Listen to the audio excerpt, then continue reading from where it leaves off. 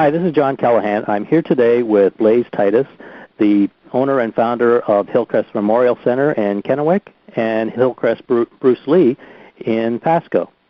And Blaze is involved in a lot of public presentations on topics related to funeral homes and funerals and everything related to that.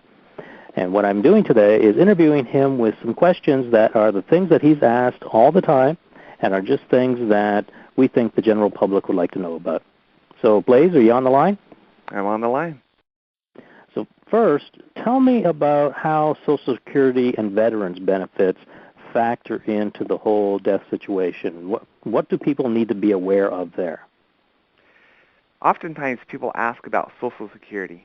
They come into the funeral home thinking that Social Security is going to play a big role in helping pay for the funeral service. What they soon learn is that Social Security has no money available for funerals. Before the 1980s, there was money for each individual that worked. There's $255. So it used to be that everyone that worked would receive $255 toward their funeral services. The funeral home would apply for this money, and the money would be paid directly to the funeral home. So the family didn't need to do anything in that situation? The family didn't need to do anything. Okay. In the early 1980s, they switched it, and now there's a one-time death benefit that goes to the surviving spouse or dependent children under 18 still living at home. The money is still available, but it only goes to the surviving spouse, so it's only a one-time benefit for the family instead of for each individual that worked. The amount has stayed the same the whole time. It's only one amount now instead of for each couple. And it no longer goes to the funeral home, it goes straight to the family. Okay. The family has to apply for it afterwards. And so the money is not really accessible for the funeral service to be used at the time of death. Okay. So oftentimes families think that they're depending on money being available from Social Security to help pay for the services. Oftentimes they even think that it will cover the full amount, and it's just not true. How about veterans benefits? How does that work? So by serving our country, the veterans have a great benefit that they could be buried at any national cemetery at no cost. So there are two cemeteries in the state of Washington. One cemetery is the Tahoma National Cemetery. It's in Kent, Washington. At the Tahoma National Cemetery, everything is no cost for the veteran and for the spouse. So the opening and closing of the space, so first of all, the space is free, the opening and closing is free, the outer burial container is free, and the headstone is free. So there's no cost for the veteran. And the spouse, all of it is the same. So there's no cost for the spouse. So the veteran and the spouse can both be buried at the National Cemetery at no cost. Okay. Oftentimes they will put the spouse's information on the same headstone. And so there's one headstone, but both of them can be buried at the same place. There's a second cemetery in the state of Washington. It's called a Veteran Cemetery. It's a little bit different. The difference is the veteran, there is no cost. So the space of ground is no cost. The opening and closing is no cost. The outer burial container is no cost. The headstone is no cost. If you choose to be cremated, all of it is no cost also. The spouse, there's a $300 fee that is to take care of the cost for the spouse.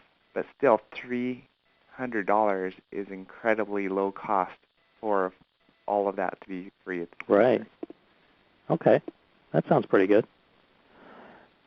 Oftentimes, veterans believe that the veterans were going to take care of everything.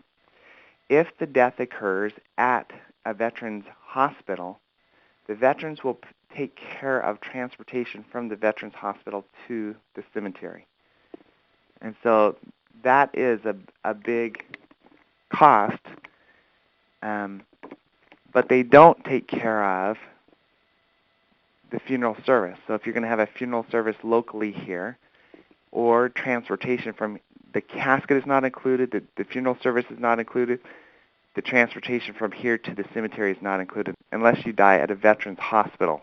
So oftentimes families think that everything is taken care of, but that's really not the case. just the cemetery. Okay. If you're buried at a local cemetery, so let's say, so the plus about being buried at the national cemeteries, there's no cost. The cemeteries are immaculate. They're very well taken care of. So if you choose the national cemetery, that's a great benefit. But if you want to be buried locally, oftentimes at the local cemeteries, they'll give you the space of ground at no cost. But you have to pay for the opening and closing. You have to pay for the outer burial container. You have to pay for the setting fee at the headstone. The headstone itself is free, but the setting fee there's a cost.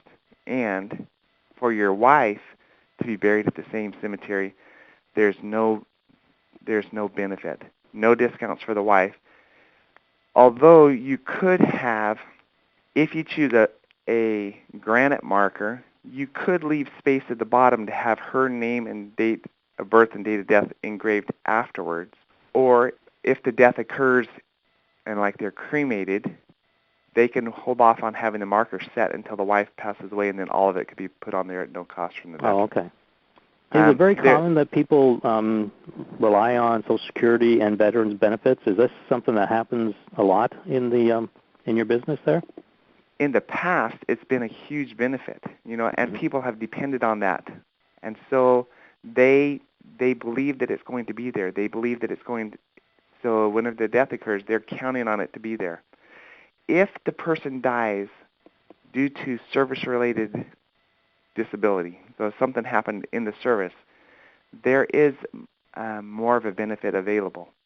Okay. Now, and so whether they're buried at a local cemetery or the national cemetery, there's a $300 to $600 dollar benefit.